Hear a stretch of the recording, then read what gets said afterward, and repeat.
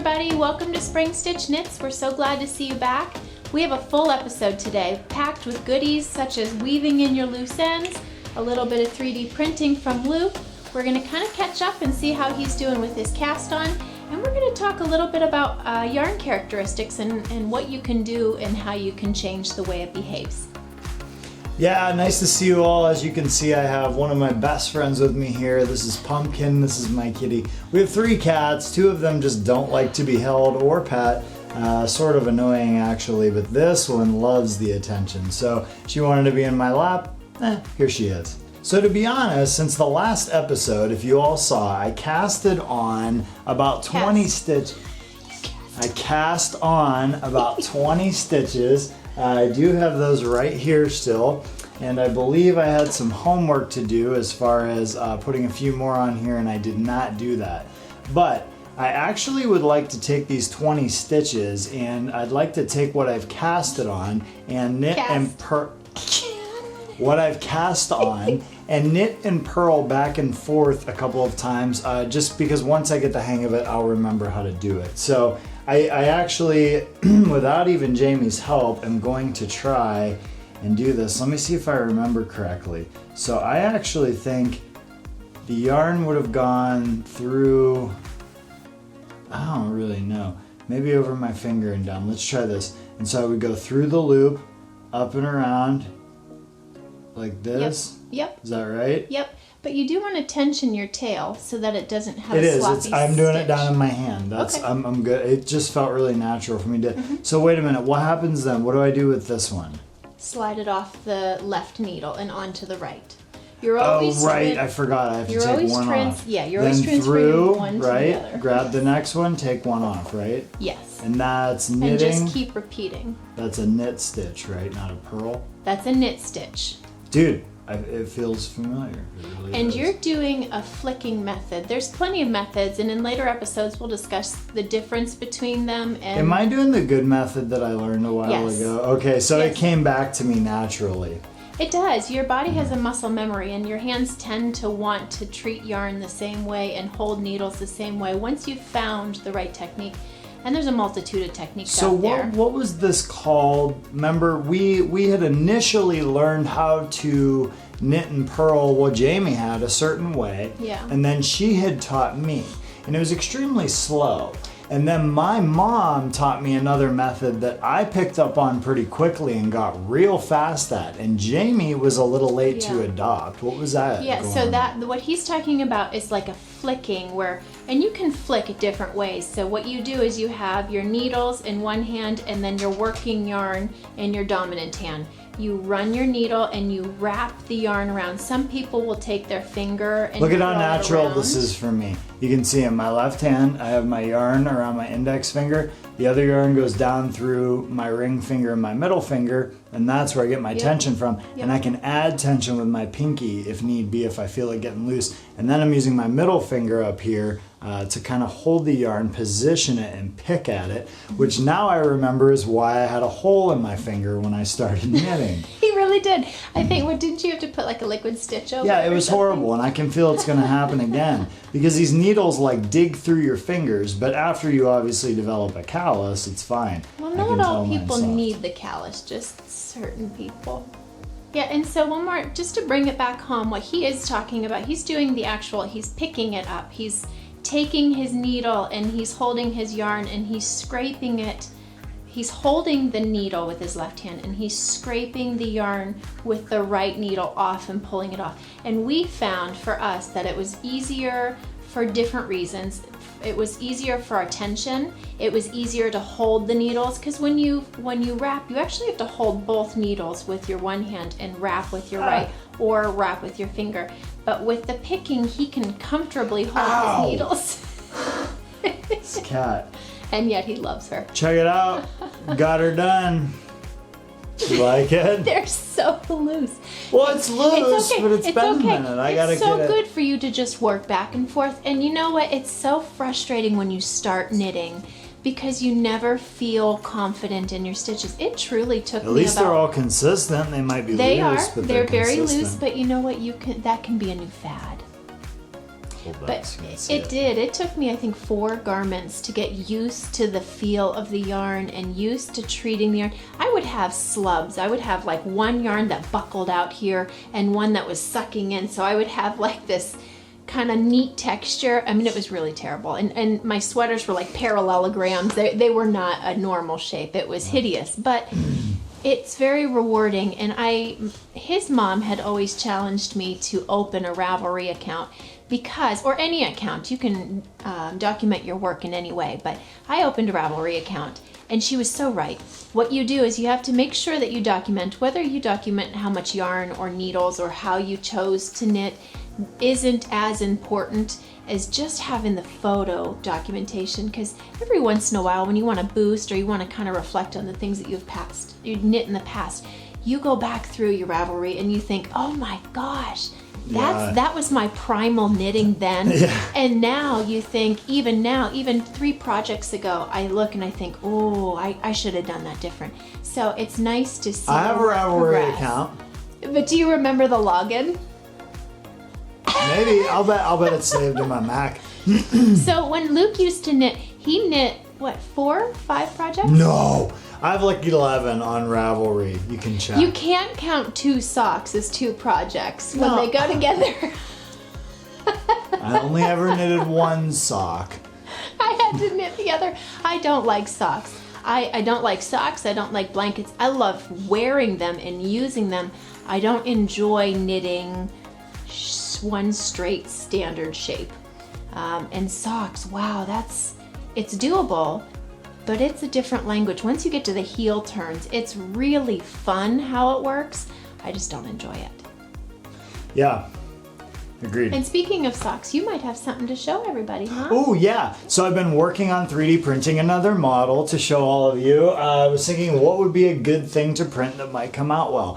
What I've made is a sock blocker. So if you knit socks, when you're done with them, you wash them, you'll slide them over this, and this will help shape them as they dry. I'm proud of it. I think it came out pretty good. I like this geometric shape in the center. The edges are nice and smooth. I could make a second one in case I accidentally get around to knitting 2 socks instead of just 1. Well, that might be even fun to have in a giveaway, because that turned out pretty slick.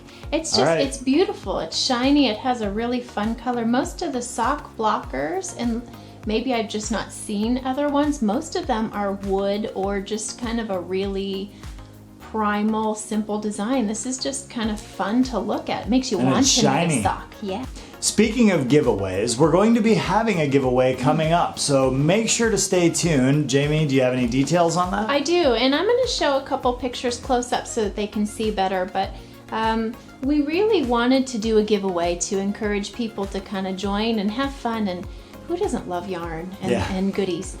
So I have this bag, and inside, the bag's included. Inside the bag, you have 2 sets of needles. You have 3 skeins of yarn, and they all lead up to a greater cause. Ooh.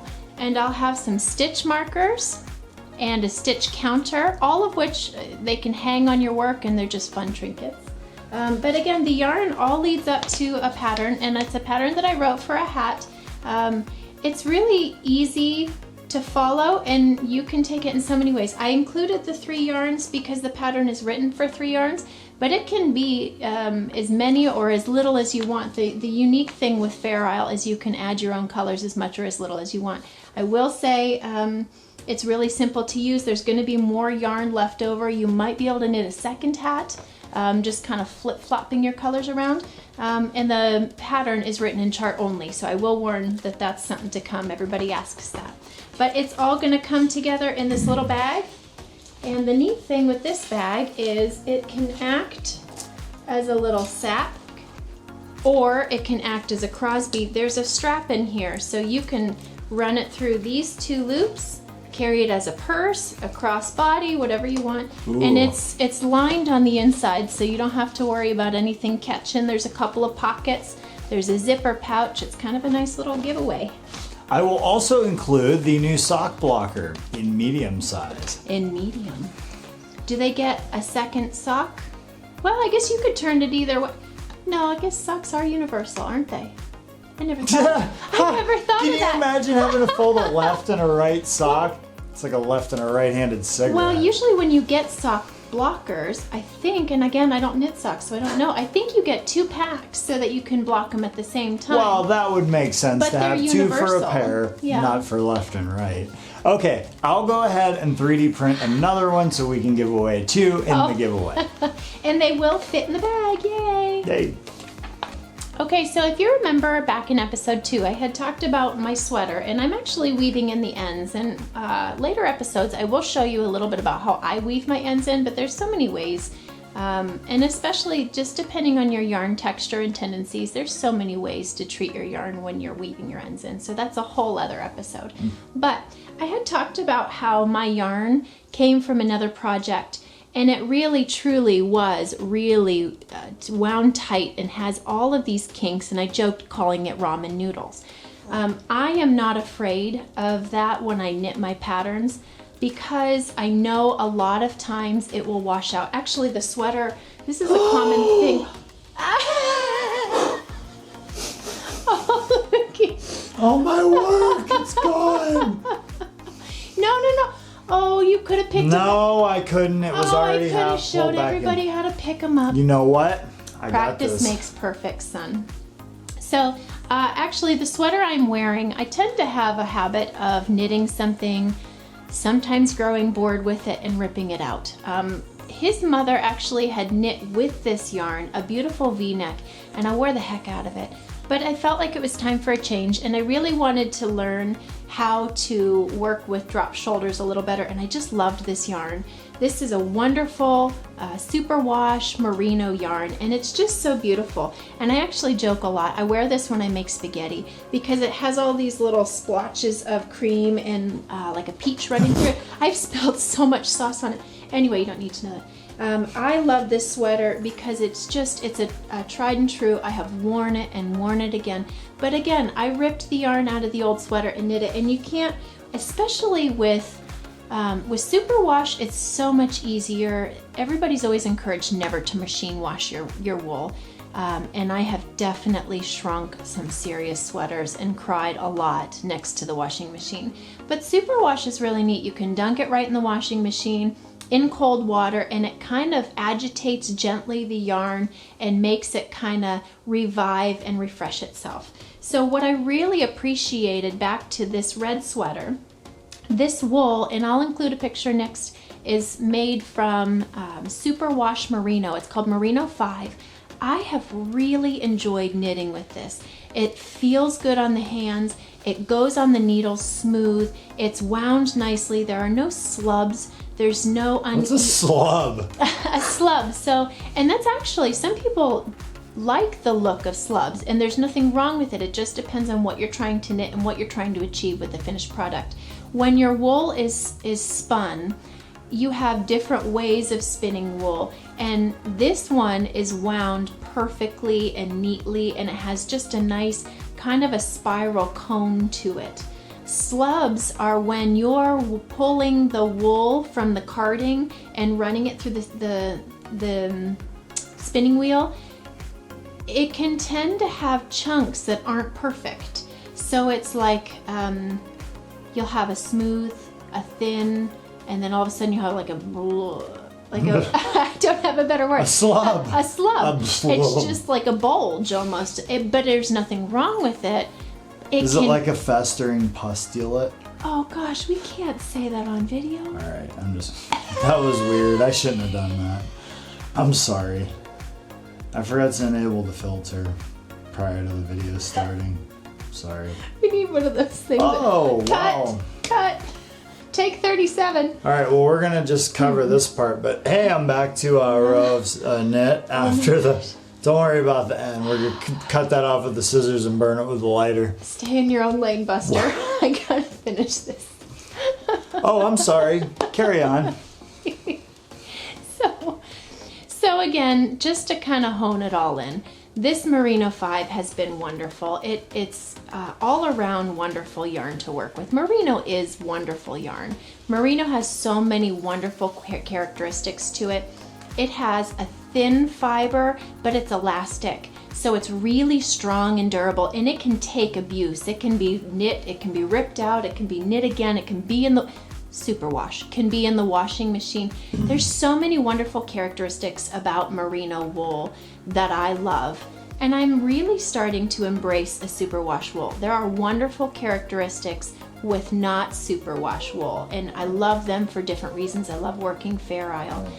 But with this wool, oh my gosh, it's been so much fun. I'll probably long soak it in a water bath. You can wash it, put it in a wash tub, you can put it in the sink, you can put it in the washing machine, however you wish to soak it. You can give it a long full, I'm probably gonna soak it 12 hours, just so my wool can soak up the water, stretch itself out, relax, and kind of bloom again. Wool has a really neat memory to it. When you knit it, which is why you get these kinks, it wants to remember the stitches that created it. Isn't that interesting considering it's such a light duty fiber? It is. It's so much fun how it works. And that's why a lot of times when a sweater starts to feel sloppy and has too much drape and doesn't fit you well anymore. Slubby. All you have to do is just give it a good cold wash. You can block it however you want. Most of the time, I do just a flat dry. I don't do much blocking. I tend to knit my stuff with a little bit more positive ease, so I don't need to stretch it to shape. Positivity but other people like is it. a good thing. But even in your knits. You can choose to knit a garment, soak it out, which is what I did with what I'm wearing, and everything came out beautifully, which is what I will do with this. Or if you're lucky enough to have a yarn swift, which is just a big contraption that will help you. Good on it. Will help you to wind your yarn. If you have that, you can actually rewind your yarn, and I'll include a picture of what this looks like. You can rewind it. It's the same yarn. I wound it, I soaked it for a few hours, pulled it out, dried it, and look, you can see the difference. It's, this one is very straight. All of the kinks have washed out, and you can re-knit your sweater so it looks beautiful prior to washing. So there's so many ways to treat wool. It's just so much fun. I've had a lot of fun with it. All right, well, before this turns into a 45-minute episode, I think we're gonna wrap things up. So we'll have a separate video with some more details on the giveaway. Make sure to stay tuned for that. If you haven't done so already, take a moment to hit the subscribe button. You'll be helping us out, and you'll be notified when we release the latest content. And don't be afraid to find us on Ravelry, Instagram, Etsy, TikTok, and now, of course, YouTube at Spring Stitch Knits. Bye! See ya.